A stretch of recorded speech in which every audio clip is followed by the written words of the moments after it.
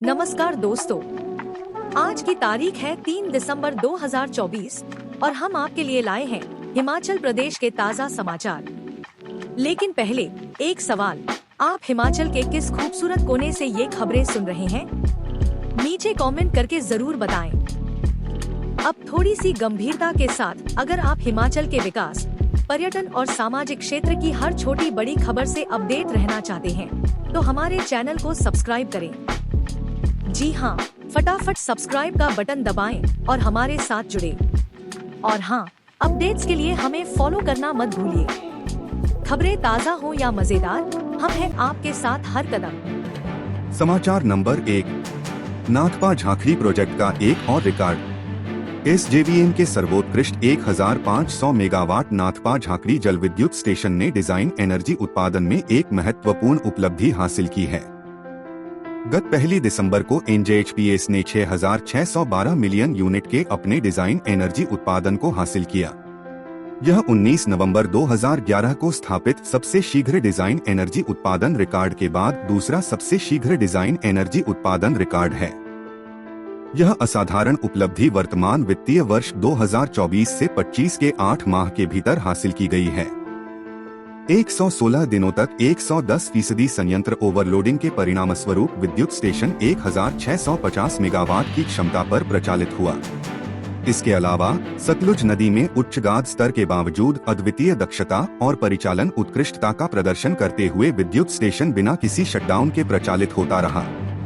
यह record breaking उपलब्धि एनजेएचपीएस की तकनीकी विशेषज्ञता, निरंतर निष्पादन और प्रचालन उत्कृष्टता का प्रमाण है। यह उपलब्धि यह भी दर्शाती है कि एनजेएचपीएस निरंतर अपनी तकनीकी क्षमताओं को बढ़ा रहा है और भविष्य में और भी अधिक विद्युत उत्पादन के बेंचमार्क को हासिल करने की दिशा में अग्रसर है।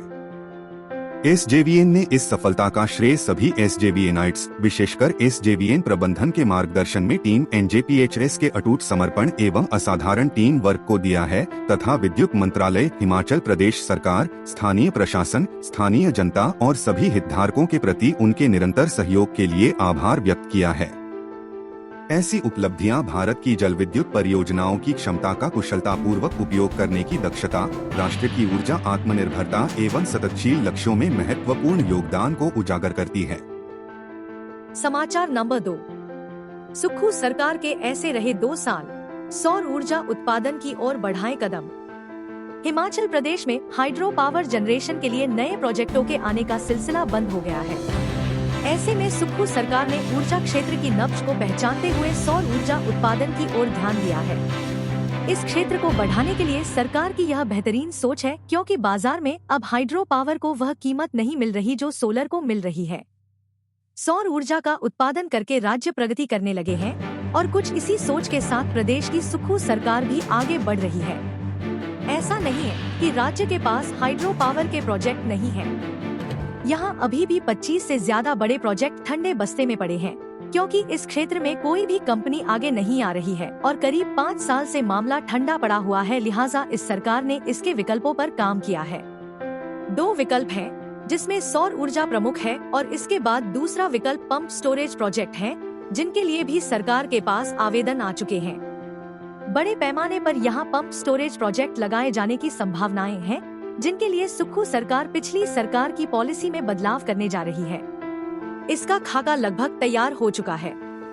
सरकार के पास पंप स्टोरेज के 27 प्रोजेक्टों के आवेदन हैं, जिनमें केंद्रीय उपक्रमों ने कई सारे प्रोजेक्ट यहां पर मांगे हैं। इनमें बीबीएमबी ने सबसे अधिक प्रोजेक्ट मांगे हुए हैं, जिनके लिए आवेदन सरकार को आ चुके हैं। सौर ऊर्जा परियोजनाओं की बात करें तो सरकार ने अपनी सरकारी एजेंसी पावर कारपोरेशन को इस दिशा में आगे बढ़ाया है। प्रदेश के मैदानी क्षेत्रों में सर्वेक्षण चल रहा है और जहां जहां पर भी संभावनाएं हैं, वहां पर सरकार खुद सोलर प्रोजेक्ट लगाएगी। इसकी शुरुआत ऊना जिला से की गई है, जहां पर पावर कारपोरेशन ने पेखुवेला नामक 32 मेगावाट का प्रोजेक्ट तैयार करके शुरू कर दिया है। अब यहां से कमाई भी होने लगी है। एचडीएम पाइपलाइन में 7 प्रोजेक्ट, अभी 7 प्रोजेक्ट पाइपलाइन में हैं, जो कि नालागढ़ और ऊना क्षेत्रों में बनने हैं। इसके बाद हमीरपुर, कांगड़ा व मंडी जिला में भी संभावनाएं देखी जा रही हैं, जहां पर सौर ऊर्जा का उत्पादन हो सकता है। वहीं सोलन जिला में भी इस तरह की परियोजनाएं लग सकती हैं। बड़ी राहत मिलने की उम्मीद। सुक्खू सरकार ने सत्ता में आने के बाद साफ कर दिया कि एसजेवीएन व एनटीपीसी को दिए गए प्रोजेक्ट जो पूर्व सरकार ने दिए थे उनसे हिमाचल को फायदा नहीं मिलेगा। पिछले 2 साल से सरकार इसमें लड़ाई लड़ रही है और इसमें जीत होती है तो प्रदेश को कहीं ज्यादा फायदा मिलेगा। यहाँ पर लुहरी, सुन्नी डैम व धौलासिद्ध एसजेवीएनएल के 3 ऐसे प्रोजेक्ट हैं जिनको लेकर विवाद चल रहा है। इसमें वर्तमान सरकार चाहती है कि मुफ्त बिजली की हिस्सेदारी बढ़े, परंतु मामला अदालत में चला गया है। सरकार को राहत मिली तो बड़ी राहत मिल जाएगी। ऐसा ही विवादित मामला भरमौर के टिडोंग परियोजना का है जो कि एनटीपीसी का है। परियोजनाओं पर फोकस। बिजली बोर्ड के माध्यम से ऊहल परियोजना का निर्माण करने पर सरकार ने जोर दिया है और माना जा रहा है कि जनवरी महीने तक वह भी उत्पादन में आ जाएगा। इससे अलग पावर कारपोरेशन का काशन प्रोजेक्ट उत्पादन में आ गया है और पावर कारपोरेशन सरकार का कमाऊपूत बन गया है। पावर कारपोरेशन ने अपने 4 प्रोजेक्टों से कमाई शुरू कर दी है जिससे सरकार को राहत मिली है। भविष्य में सौर ऊर्जा और पंप स्टोरेज प्रोजेक्टों पर फोकस करके सरकार ऊर्जा क्षेत्र को ऊंचाइयों तक पहुंचा देगी, क्योंकि इस दिशा में सरकार की योजनाएं चल रही हैं। जनता को दी जा रही सब्सिडी। सौर ऊर्जा की बात करें तो सरकार ने इसमें फोकस कर रखा है। यहाँ पर आज जनता को सोलर प्रोजेक्ट लगाने के लिए सरकार सब्सिडी भी दे रही है। 150 के करीब आवेदन सरकार के पास हैं और 40 से ज्यादा लोगों को हिमऊर्जा के माध्यम से प्लांट दिए गए हैं। लोगों के पास खाली जमीन है तो वह अपने यहाँ पर सौर ऊर्जा की परियोजना लगा सकते हैं, जिसके लिए सरकार ने विशेष योजना बना रखी है। कमाई का बड़ा हथियार। ऊर्जा क्षेत्र की बात करें तो इस सरकार ने बिजली से कमाई को बड़ा हथियार बनाया है। पिछले साल सरकारी हिस्से की जो बिजली 1200 करोड़ रुपए से 1400 करोड़ रुपए तक बिकी है, उसके लिए इस साल में 2100 करोड़ रुपए का टारगेट है और इस साल में अभी तक सरकार 1550 करोड़ रुपए की बिजली बेच भी चुकी है। प्रदेश भर में ट्रांसमिशन स्टेशन स्थापित। सरकार ने अपने 2 साल के कार्यकाल में उत्पादित बिजली को ट्रांसमिट करने पर भी ध्यान दिया है। ट्रांसमिशन कारपोरेशन के माध्यम से कई बड़े ट्रांसमिशन स्टेशन प्रदेश में स्थापित हो गए हैं और कई अभी होने हैं। प्रदेश में बड़ी ट्रांसमिशन लाइनें बन रही हैं, जिनसे निजी कंपनियों को भी फायदा मिलेगा। समाचार नंबर 3। 5 डे बोर्डिंग स्कूलों की साइट क्लियर, जल्द शुरू होगा निर्माण, बच्चों को मिलेंगी आधुनिक सुविधाएं। राजीव गांधी डे बोर्डिंग स्कूलों के लिए 5 स्कूलों की लैंड साइट क्लियर कर दी गई है। इसमें हमीरपुर के अमलेहड़, भोरंज के करहा, बड़सर के कोहगरा, नगरोटा बगवा का रनहू, ऊना के गगरेट में संगड़ेई की साइट क्लियर हो गई है और अब जल्द ही यहां निर्माण कार्य शुरू कर दिया जाएगा।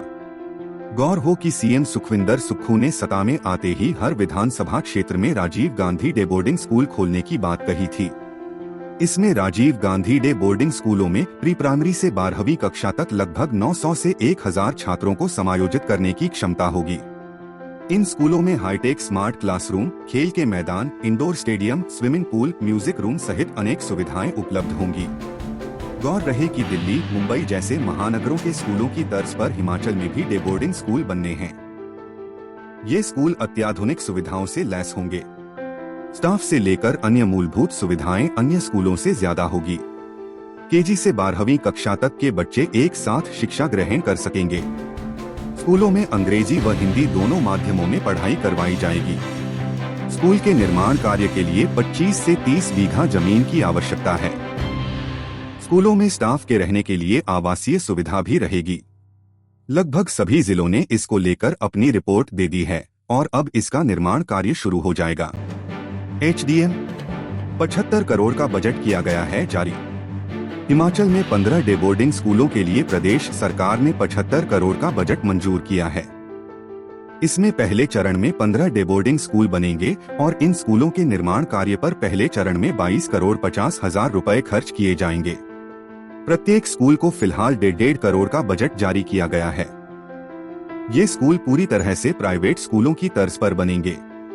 इसमें घुमारवी, नादौन, बड़सर, पालमपुर, जयसिंहपुर, शाहपुर, नगरोटा बगवा, परागपुर, जुब्बल कोटखाई, किन्नौर, हरोली, गगरेट, ज्वालामुखी और फतेहपुर शामिल हैं। समाचार नंबर 4। ऑनलाइन बेटिंग का महादेव ठगी से लिंक तो नहीं, ईडी को जांच के लिए भेजा है मामला।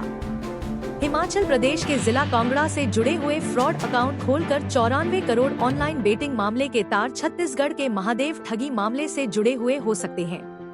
कांगड़ा पुलिस की ओर से मामले को प्रवर्तन निदेशालय (ईडी) को जांच के लिए भेजा गया है, लेकिन अब तक मामला पूरी तरह से अधर में ही लटका हुआ है। विभागीय सूत्रों से मिली जानकारी के अनुसार ईडी ने मामले को पूरी तरह से टेक ऑफ नहीं किया है। हालांकि कांगड़ा पुलिस बेटिंग मामले में अब तक 94 करोड़ की राशि बैंक अकाउंट के माध्यम से सीज कर चुकी है। इसके बाद अब जांच की सुइयां बाहरी राज्यों महाराष्ट्र, राजस्थान, बिहार सहित अन्य देशों तक भी पहुंच रही थी। मामले में पुलिस महाराष्ट्र, दुबई संग अन्य अंतर्राष्ट्रीय आरोपियों तक नहीं पहुंच पाई थी। वहीं मामले को करीब 2 साल से ईडी को भेजा गया था, लेकिन अब तक मामला आगे नहीं सरक पा रहा है। कांगड़ा के मुख्यालय धर्मशाला में 2 वर्ष पूर्व चंबा के छात्र का फ्रॉड अकाउंट खोलने से खुलासा हुआ था। पीजी में रहने वाले युवा छात्र के अकाउंट में 64 लाख रुपए का लेन देन हुआ था और उसे उसकी भनक तक नहीं लग पाई थी। हालांकि कॉपी को बैंक में प्रिंट करवाने के बाद मामले का खुलासा हुआ था। पुलिस थाना धर्मशाला में मामला दर्ज होने के बाद इसमें 2 दर्जन से अधिक गिरफ्तारियां हुई थी, जिसमें धर्मशाला में रहने वाले बैजनाथ के आरोपियों को भी हिरासत में लिया गया था। कांगड़ा पुलिस ने उक्त मामले में हिमाचल प्रदेश सहित पड़ोसी राज्यों के विभिन्न क्षेत्रों में भी कार्रवाई करते हुए फर्जी अकाउंट खोलने व ऑनलाइन बेटिंग मामले में 94 करोड़ रुपए सीज किए थे। उक्त राशि विभिन्न लोगों के नाम से फर्जी तरीके से खोलकर व कुछ एक शातिरों के अपने व रिश्तेदारों के नाम से खोलकर चलाए जा रहे थे। मामले से जुड़े हुए सभी बैंक खातों को सीज करते हुए 94 करोड़ की राशि सीज की गई थी। अब उक्त मामले में सैकड़ों से लेकर हजारों करोड़ के फ्रॉड का अंदेशा लगाया जा रहा था। उधर पुलिस अधीक्षक कांगड़ा IPS शालिनी अग्निहोत्री ने बताया कि उक्त ऑनलाइन बैटिंग मामले में पुलिस ने कार्रवाई करते हुए 94 करोड़ की राशि सीज की थी। इसके बाद महाराष्ट्र व बाहरी राज्यों के लिंक सामने आए थे, जिसके आधार पर मामले को ईडी को जांच पड़ताल के लिए भेजा गया था। समाचार नंबर 5। सियाचिन में मंडी का वीर सपूत शहीद, अचानक तबीयत बिगड़े से हवलदार नवल किशोर ने पिया शहादत का जाम। सदर विधानसभा क्षेत्र मंडी की सदोह पंचायत का वीर सपूत अति कठिन परिस्थितियों की बीच सियाचिन लेह में देश की सेवा करते हुए शहीद हो गया है। शहीद 28 वर्षीय हवलदार नवल किशोर पुत्र भगत सिंह निवासी जलौन गांव ने सियाचिन में शहादत का जाम पिया है। बताया जा रहा है कि रविवार को अचानक नवल किशोर की तबीयत बिगड़ गई और फिर उन्हें बचाया नहीं जा सका। नवल किशोर की पार्थिव देह मंगलवार को हवाई मार्ग से सीधे मंडी या फिर चंडीगढ़ पहुंचने की संभावना है। नवल किशोर की 1.5 वर्ष पहले ही शादी हुई थी और इस छोटे से अरसे में पति पत्नी का साथ सदा के लिए छूट गया। नवल किशोर की शहादत की खबर के बाद पूरा सदर क्षेत्र गमगीन है। 2.5 महीने पहले ही नवल किशोर 4 दिन की छुट्टी काटकर सियाचिन गए थे और अब मार्च में नवल ने फिर से छुट्टी आना था। नवल ने शनिवार को अपने माता पिता से बात की थी, जबकि रविवार रात को उनके शहीद होने की सूचना आ गई। एक सैन्य अधिकारी ने नवल के पिता को रविवार रात यह दुख भरी सूचना फोन पर दी, जिसे सुनते ही पूरे परिवार पर दुखों का पहाड़ टूट गया है। आर्मी जवान हवलदार नवल किशोर की शादी करीब 1.5 वर्ष पहले श्वेता से हुई थी। जहां नवल आर्मी में अपनी सेवाएं दे रहा थे, वहीं पत्नी हिमाचल प्रदेश पुलिस में किन्नौर जिला में कार्यरत हैं। श्वेता आजकल छुट्टियों पर घर आई हैं और घर पर ही उन्हें पति की शहादत की सूचना मिली। नवल किशोर अभी महज 28 वर्ष के ही थे और 2017 में जैक राइफल में भर्ती हुए थे। मौत की खबर सुनकर नवल किशोर के परिवार का हाल बेहाल है। पिता भगत सिंह, माता अतरा देवी, भाई सुनील कुमार और पत्नी पार्थिव देह के इंतजार में बैठे हैं। नवल के पिता राजमिस्त्री का कार्य करते हैं और माता गृहिणी हैं। नवल का छोटा भाई सुनील भी आर्मी में ही कार्यरत है।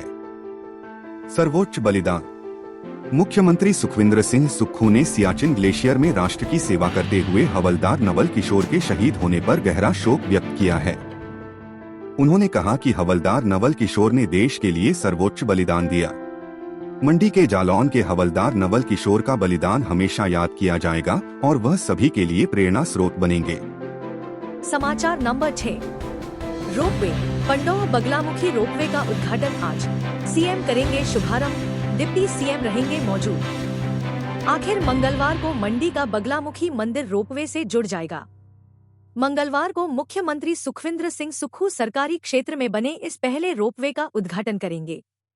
इस दौरान उप मुख्यमंत्री मुकेश अग्निहोत्री भी मौजूद रहेंगे। नाबार्ड की सहायता से यह पहला रोपवे बनाया गया है, जिसकी लागत 53.89 करोड़ रुपए आई है। 6 फरवरी 2022 को इसका शिलान्यास किया गया था, जिसका निर्माण कार्य 31 अक्टूबर 2024 को पूरा किया गया है। यह 800 मीटर लंबा है और 1 घंटे में 600 लोग इसमें इधर उधर सफर कर सकेंगे। इसकी स्पीड 6 मीटर प्रति सेकंड की होगी। हिमाचल प्रदेश रोपवे कारपोरेशन ने इसका निर्माण कार्य ऑस्ट्रिया की कंपनी से करवाया है। पंडोह से ऊपर बगलामुखी मंदिर और उसके साथ लगते गांव को जाने के लिए स्थानीय लोगों को इससे सुविधा मिलेगी। बगलामुखी रोपवे के आसपास के गांव के स्थानीय लोगों को किराया कम रखा गया है। यहाँ स्थानीय लोग केवल 30 रुपए देकर इसका सफर कर सकेंगे, क्योंकि इस रोपवे के निर्माण का एक मकसद यह भी था कि स्थानीय लोगों को सुविधा मिले। ऐसे में उनके लिए किराया कम रखा गया है। रोपवे का किराया तय। रोपवे के लिए किराया निर्धारित कर दिया गया है। लोगों को आम तौर पर यहाँ जाने के लिए 250 रुपए किराया लगेगा। यह किराया दोनों तरफ का होगा। इसके साथ यदि एक तरफ ही उनको जाना है तो उसके 175 रुपए निर्धारित किए गए हैं। वहीं 10 साल की उम्र तक के बच्चों का इसमें 50% किराया होगा। इसके अलावा 5 साल तक की उम्र के बच्चों को फ्री सुविधा रहेगी और उसमें किराया नहीं लिया जाएगा। समाचार नंबर 7। 10 महीने में 10.45 लाख गाड़ियों के चालान। प्रदेश पुलिस ने बिगड़ैल वाहन चालकों पर शिकंजा कस दिया है। प्रदेश में 10 माह में करीब 10.45 लाख वाहन चालकों के चालान किए गए हैं। प्रदेश में बिगड़ैल चालकों के चालान करके 23 करोड़ 20,94,300 रुपए जुर्माने के रूप में वसूल किए हैं। इन चालानों में 8,04,825 ई चालान व 2,41,017 चालान ITMS से किए गए हैं। ITMS से किए गए चालानों से 4 करोड़ 50 लाख रुपए जुर्माने के रूप में वसूल किए गए हैं। इसके अलावा 18 करोड़ 70,94,300 रुपए का जुर्माना ई चालानों से वसूल किया गया है। पुलिस ने प्रदेश के जिलों में विभिन्न जगहों पर नाकाबंदी के दौरान शराब के नशे में वाहन चलाने पर 10 माह में 7,725 चालान किए हैं। पुलिस विभाग की ओर से इनमें कई ड्राइविंग लाइसेंस रद्द करने की सिफारिश की गई है। हिमाचल प्रदेश पुलिस ने शराब पीकर गाड़ी चलाने वालों के खिलाफ एक विशेष अभियान भी शुरू किया है। इसका उद्देश्य देर शाम, विशेषकर रात 9 से 11:30 बजे के बीच होने वाली सड़क दुर्घटनाओं की बढ़ती संख्या को कम करना है। ट्रैफिक, टूरिस्ट और रेलवे पुलिस के अतिरिक्त पुलिस अधीक्षक नरवीर सिंह राठौर ने कहा कि पुलिस उन्नत प्रौद्योगिकी का उपयोग कर प्रवर्तन को सख्त बनाने के लिए प्रतिबद्ध है। शिमला में पुलिस मुख्यालय सड़क सुरक्षा प्रवर्तन योजना की बारीकी से निगरानी कर रहा है और अधिकारियों से डिजिटल उपकरणों का उपयोग करने का आग्रह किया गया है। श्री राठौर ने बताया कि पुलिस ने ड्रंक एंड ड्राइव के 7,725 चालान, ओवरलोडिंग के 2,823, वाहन चलाते समय मोबाइल का उपयोग करने पर 8,199, बिना लाइसेंस के वाहन चलाने पर 12,295, खतरनाक तरीके से वाहन चलाने पर 6,560 व ओवर स्पीड से वाहन चलाने पर 91,527 चालान किए गए हैं। एसपी नरवीर राठौर ने बताया कि 10 माह में प्रदेश में 10 माह में करीब 10.45 लाख वाहन चालकों के चालान करके 23 करोड़ 20,94,300 रुपए जुर्माने के रूप में वसूल किए हैं। प्रदेश में किए गए 10.45 लाख वाहन चालकों के चालानों में 8,04,825 ई चालान, 2,41,017 चालान ITMS से किए गए हैं। हम अपने राज्य के विकास में योगदान देने में गर्व महसूस करते हैं और हमें उम्मीद है आने वाले दिनों में हमें और भी अच्छी खबरें मिलेंगी। इन खबरों को अधिक लोगों तक पहुंचने के लिए कृपया हमारा कंटेंट शेयर करें, साथ ही हमारे चैनल को सब्सक्राइब करें और अपडेट के लिए हमें फॉलो करें। अपने विचारों को कमेंट में शेयर करना ना भूलें। आपका सहयोग हमें और भी बेहतर काम करने में मदद करेगा। धन्यवाद।